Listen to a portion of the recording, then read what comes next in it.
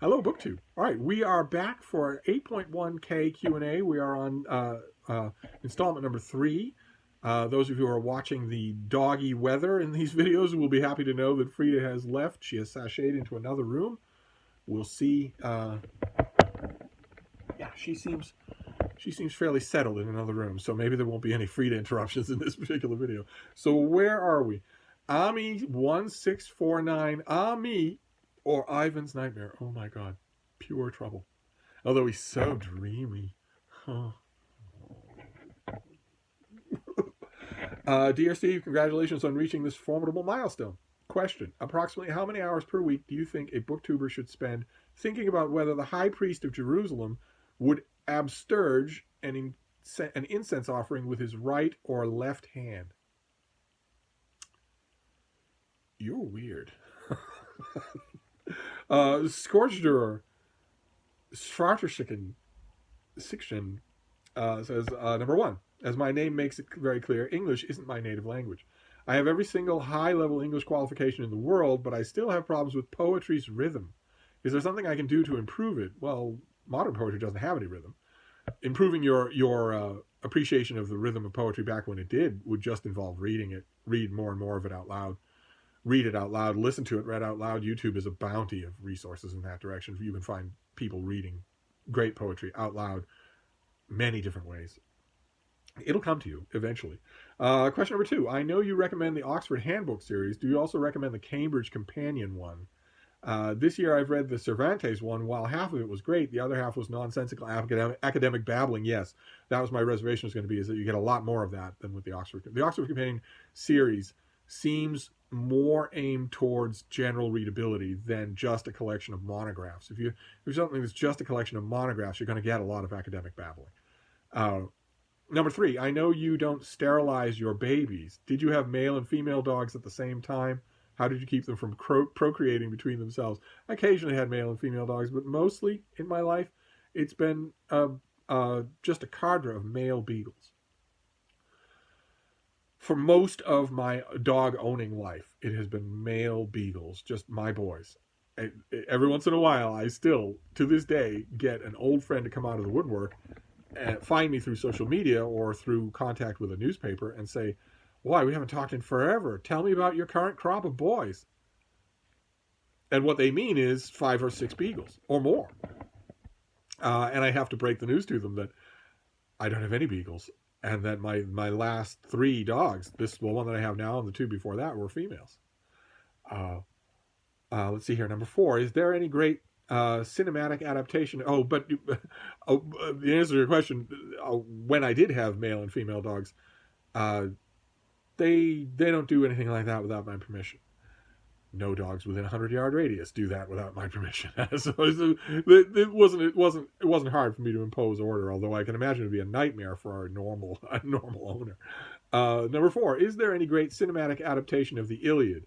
As much as I appreciate shots of shirtless, muscular men, the one with Brad Pitt is simply unbearable. No, what do you mean? That's David Benioff writing. Some of the writing in that, I realize that Troy is a disaster. I realize that. But some of the writing in Troy is really good. Some of the pacing in Troy is really good, and all of the filmography in Troy is really good. I don't say that it's simply unbearable. The man wants to die. But no, there has never been. There could be, but there has never been. MNIKM says, speaking of writers who have accepted editors' suggestions in their major works, what are your thoughts on Salman Rushdie and his Midnight's Children?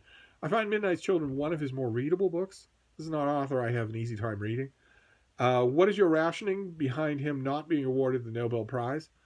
Well, I think he has a chance at it before he dies, but every time that it's come up, people have worried, especially 10 or 11 years ago, people worried that him being awarded the Nobel Prize would cause everyone associated with it to be killed by militant Islamists, which is a pretty big discouragement if you're a normal civilian on a prize committee somewhere and you live in a walk-up apartment in Trieste. You're going to think twice if you think voting for an award to author X is going to cause your whole apartment building to be bombed flat to the ground and everyone in it. Imagine that was an active consideration and might still be, for all I know. Would you recommend any of his other books or books similarly structured, works of parallel narratives, etc.? Well, I'd recommend Joseph Anton. His quasi-fictionalized memoir about his time under the worst days of the Fatwa. I'd recommend that. Absolutely. It's really, really good. One of my favorite Rushdie books. Let's see here. Remix 36720 says, I'm a new viewer who was introduced to your channel through the Daily Penguin series and have greatly enjoyed your content this year. Thank you. Welcome aboard. I have a few questions. Number one, what are your top 3 favorite comic book stories or graphic novels? Oh my, that's a whole starter kit on its own, isn't it? Of course, I'm going to say Kingdom Come. Mark Waid's great hymn of praise to the messy DC continuity that I was talking about in an earlier Q&A, with great Alex Ross artwork. I think there are great moments in Kingdom Come, especially for my money, the 3-page ending, the 3-page epilogue. But also Batman Year One by Frank Miller and David Mazzucchelli, I think is fantastic, just amazing. And along those lines, probably the storyline that I have reread the most times that I think is just amazing is Daredevil. I got the name wrong the last time I talked about it. Is it Born Again? I think it's Born Again.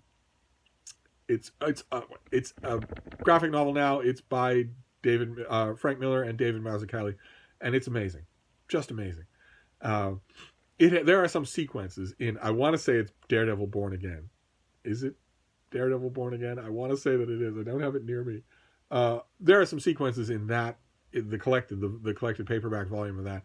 There are some sequences in there that are just perfect. They're just perfect. Many of them. I also, myself, love Avengers Forever. There was a 12-issue miniseries called Avengers Forever, but good God, if Kingdom Come is a love letter to DC Comics continuity, I don't know what you would call Avengers Forever. Maybe a completely intimate mash note written in code. No one who hasn't been reading, meticulously loving Marvel Comics for the last 50 years would make head or tail out of Avengers Forever. It was one of the reasons that I loved it, was for that very reason. And question number 2, who are your top 3 favorite writers from ancient Greece or Rome? That would be Livy, the Roman poet Horace, and the Roman poet Catullus. But most of all, above them all, would be the Roman poet Ovid. Nobody from ancient Greece, thanks. Close would be Plutarch, but Plutarch's more a product of Rome than Greece, even though he made a great deal of fuss over his Greek antecedents. Let's see here. The Abiding Badger says, any badger stories from your travels? Well, it took me someone named the Abiding Badger a long time to ask that question, didn't it? You're in every Q&A. Never asked, so any badger stories? No, I don't have any. I don't have any badger stories, no.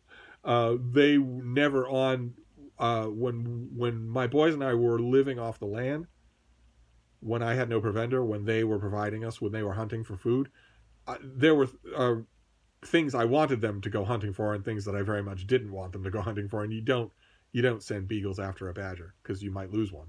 I didn't want to lose any boys. I wanted it to be easy.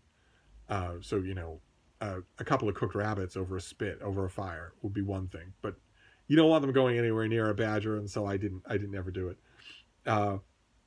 Nicholas Lasithiotakis says, you've inspired me to pick up Latin. Oh my, good for you. Exercises every day and use it every day.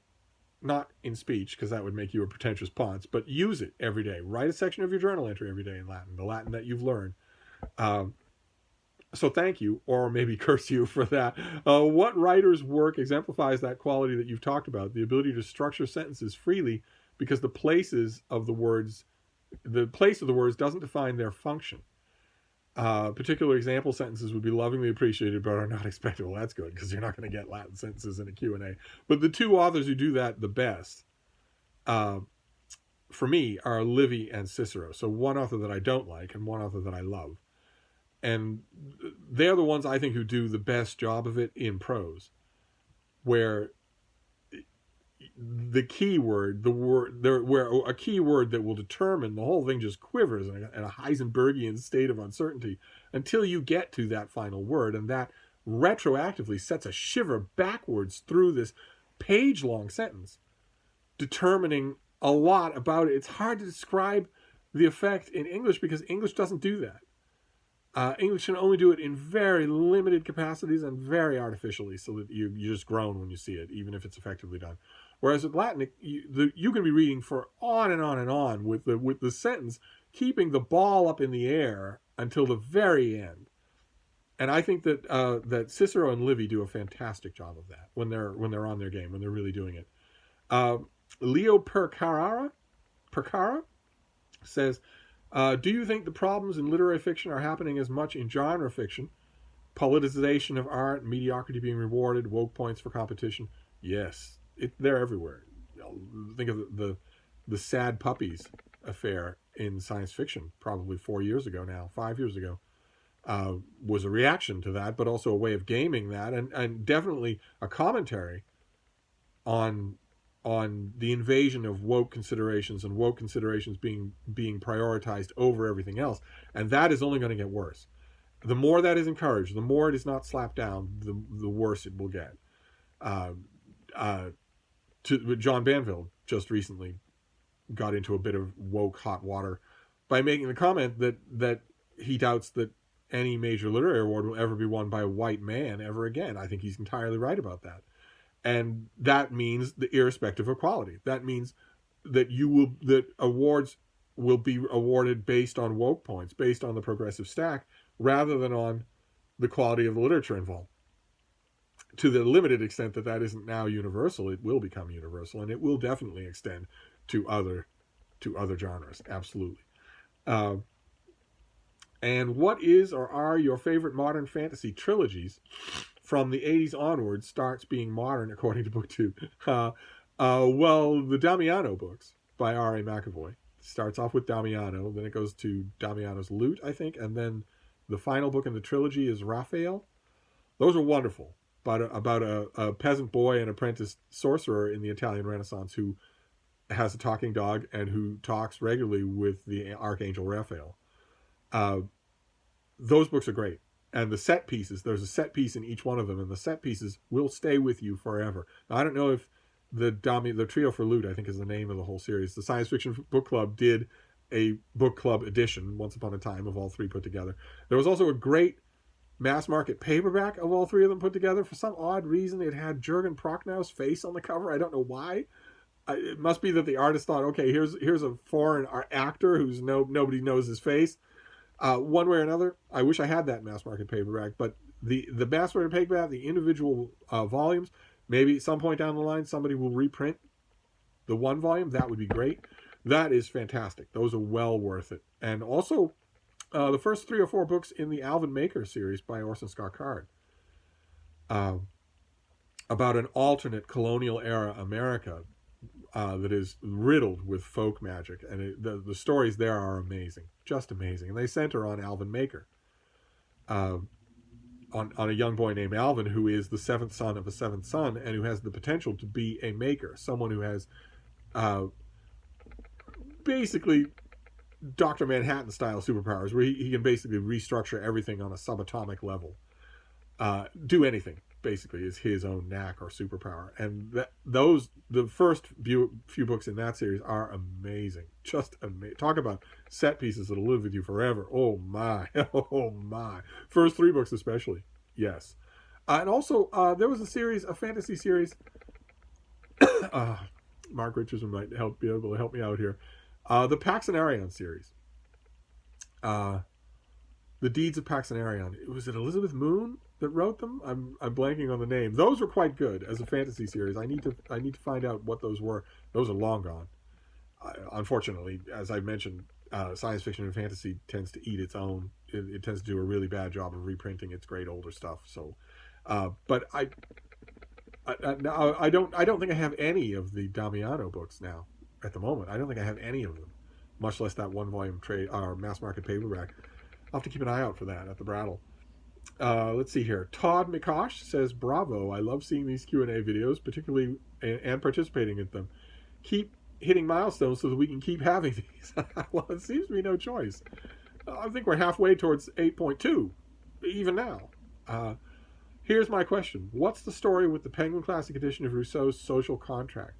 I've heard that it's an abridged text. I think you're right. I think it is. Is there another translation that you would recommend instead? No, I don't know it well. I don't know the book well enough in its English language editions to be able to recommend one. But I should look into that.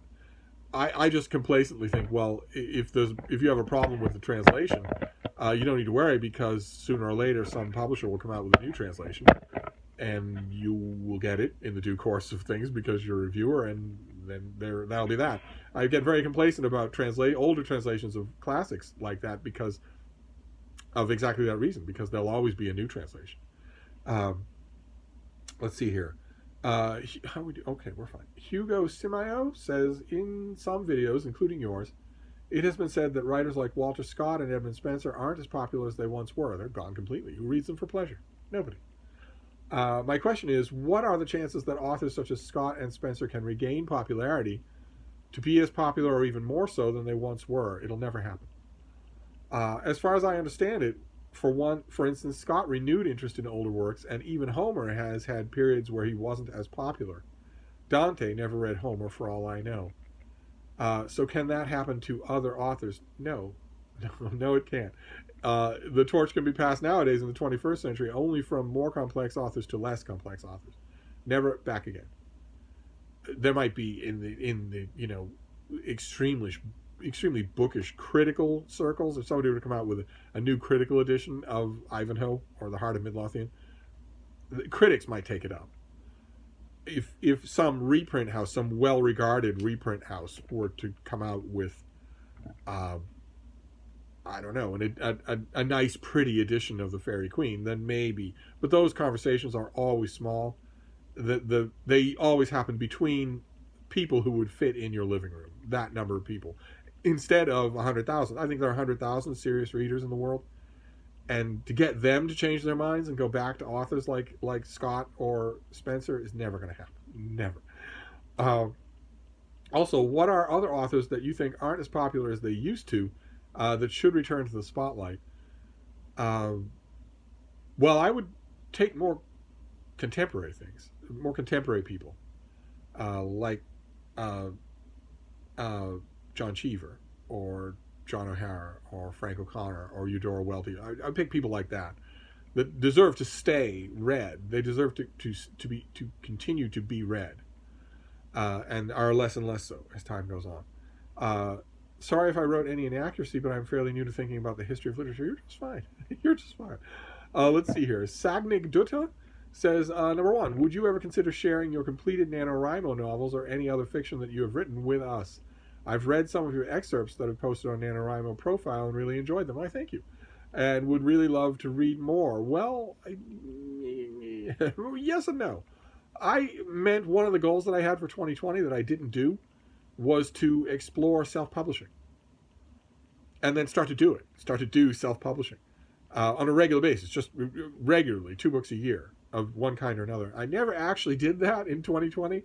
So if I am back in 2021 and am anything like I am now, once my, as the Whovians out there put it, once my regeneration is over, if I come back and I still care about these sorts of things, I will look into self-publishing in 2021, starting with a collection of reviews. But moving on from there, fiction would certainly be. I have tons of things that I could publish as fiction. Question number 2. What are your thoughts on the following authors? Jhumpa Lahiri, she's fantastic. Wish my name were Jhumpa. Ruskin Bond. I haven't read anywhere near all of Ruskin Bond, but some of the things that I've read, I've really liked, and wish that I could find again. You never see them in used bookstores in America. Never. Once Upon a Monsoon Time, for instance, was a book that I really, really enjoyed. I would love to read that again, and a bunch of other stuff. God knows, I probably haven't read this author's greatest stuff. And who else do you have here? Satyajit Ray. Well, for Ray, I think I've read only the Fellino stories, which is probably not the depth of profundity for this author. I've read those and I really enjoyed them, but that's probably an insult to the author's literary memory. I should probably range further afield than that. DDB says, you mentioned Ben Bova's recent passing, November 29th, I think. Can you recommend or do you have a favorite work of his? Oh, God, well, he wrote 50,000 books. Uh, the Grand Tour series has, I think, 20 books in it, 25 books in it. One of those books is Mars. Mars is a really well put together novel, so I recommend that. A little off the beaten path, he also did a Homer pastiche called The Hittite that I really like. I've always really enjoyed it. Never understood its cover design. Its mass market paper cover design had just a himbo on the cover. I guess that's supposed to be Hector, or maybe the Hittite of the cover of the title. But it was weird. It was a weird cover design, but I really liked it. Can I suggest doing a monthly Q&A and thus not focusing on the subscriber number? That's a fantastic idea. That's a fantastic idea. Yes, you all love doing Q&As, and so do I. Let's divorce it from the subscriber number and pick a time or an... Oh, that is a fantastic idea. Yes. Yes. Yes. Absolutely. I don't make any big changes this late in the year, but in 2021, we will do a monthly Q&A, and it won't have anything to do with subscriber numbers. That's a fantastic idea. Okay. All right. Good. Good. Let's see here. Dylan McMahon says, hey, Steve, love your channel. Why, thank you. You've given me some fantastic recommendations, all on all your top 10 lists. Currently loving Golden State by Ben Winters. What is your process of making these lists? Dylan is referring here to my year-end lists, I believe, on my literary blog. Steve reads the year's best and worst books of the year. It is on as we speak, as this video goes up. It is ongoing until the middle of December. 15 or 16 different categories, 10 books each. What is your process for making these lists? How do you keep track of all the books you've read and your thoughts on them? Well, it is my job. It's my whole life, aside from Frida. It's all I do. So I don't know. I organically, I do it. I do it naturally now. Do you ever get books mixed up in the Borgesian library of Babel that is your incredible mind? Occasionally, every once in a while, but on the year-end list, it hardly ever happens. Thank you for reading. Congrats on 8.1 subscribers. You've earned every single one of them. Well, no, in answer to your larger question, this is so organic to me now, keeping track of the books that I read and what I think about them, that it's all that I do with my time. So there is no special technique to it. Kenan Hajic says, your channel, Steve, is the best on BookTube, maybe even on YouTube. Am I better than David Lade? Wow. I am really glad that you are making videos. I have gotten so many good recommendations from your channel, and your videos always inspire me to read more and read out of my comfort zone. Oh, great. Thank you. I appreciate you a lot. Well, you're very sweet. Now the question, is Salman Rushdie a good author? Is he worth reading? He is a good author. He's not my cup of tea. A lot of times he seems way too prissy, way too self-impressed. Just on a sentence-by-sentence level, way too self-impressed with what he's doing. That's what bothered me most about the Satanic Verses, was that it got in its own way so many times. Where I often noticed that same thing in Iris Murdoch, where you couldn't get over the impression that the writer was reading their own work as they were writing it, which is deadly to me, to losing myself in especially a work of fiction. But definitely he's a serious author. Definitely he's worth reading. Scally-dandling about the books, a well-known troublemaker. You are superbly scathing about book snobbery and romp around every genre. I try. Romance is perhaps the most sneered at genre these days. You are absolutely right. It is. Can you tell us? I get sneered at myself, even now. Even now, privately, by other book critics who know better. Who know better. They still can't resist. So they say, they'll Voxer me or they'll email me. You ought to try Voxering me or emailing me. I love doing it. I love hearing from all of you personally. I'm a lonely old shut-in. More Voxering would be better Voxering. But I'll get an old friend who'll say, what's the book you read this morning? And if I say, A Cowboy of Her Own, and I really enjoyed it, it was really good, immediately I get the sneering. Even from people who've known me for decades, where they know better. where they know that if I wanted to, I could turn on them in a minute and say, all right, well, this sneering comes from the fact that you're thinking that I can't handle anything better. So let's line up my reading against yours for the last month. In detail, specifically, book by book and reaction by reaction, and see if that holds true. I have some book review friends, some dear book review friends, who know better than to do that. They know better. if they feel a sneering condescension towards the fact that I love fantasy novels or romance novels, they keep it to themselves because they know perfectly well how utterly outclassed they are, embarrassingly outclassed they are, if we extend it to genuine reading, to broad scale reading. The fact that I love A Cowboy of Her Own does not mean that I have suddenly lost it as a reader of allegedly more respectable genres, and yet I will sometimes still get fellow critics who know better, who will do that because they can't suppress the snobbish reaction to mention of such a thing. But you had a question, I imagine. I just went on. Let's see here. Can you tell us a handful of your favorite authors and some books that might change this view? It's more tricky than that, because invariably it has been mine. If we stick to romance here, it's invariably my impression that disdain among book snobs runs so deep that mentioning a single author isn't going to work. What needs to happen before anyone who has snobbery against, let's say, the romance genre can enjoy it, is for them to get rid of the snobbery, not for them to find the silver bullet author. So, in order to get rid of that snobbery, I would say, first, reread Pride and Prejudice and take a look at what it is on one level. On one level, it is a Regency romance novel. So thing number one, reread Pride and Prejudice. Then go on from Pride and Prejudice to Georgette Heyer. Read The Devil's Cub or Regency Buck.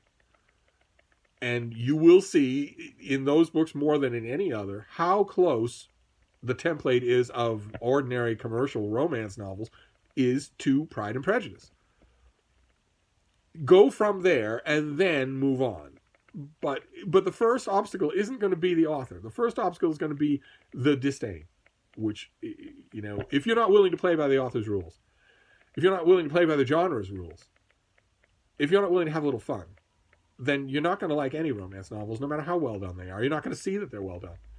So, to the limited extent that I give a prescription that will work, it would be start with Pride and Prejudice, with a reread of Pride and Prejudice, looking at the sudsy elements of it, then move on to Jane Austen's most worthy pasticher, Georgette Heyer, to her Regency romances, Regency Buck or something like, or The Corinthian or something like that, one of her Regency classics, and then move on from there. If you can get all the way to the end of a couple of Georgette Heyer novels and still not have that gag reflex of disdain, then we can talk.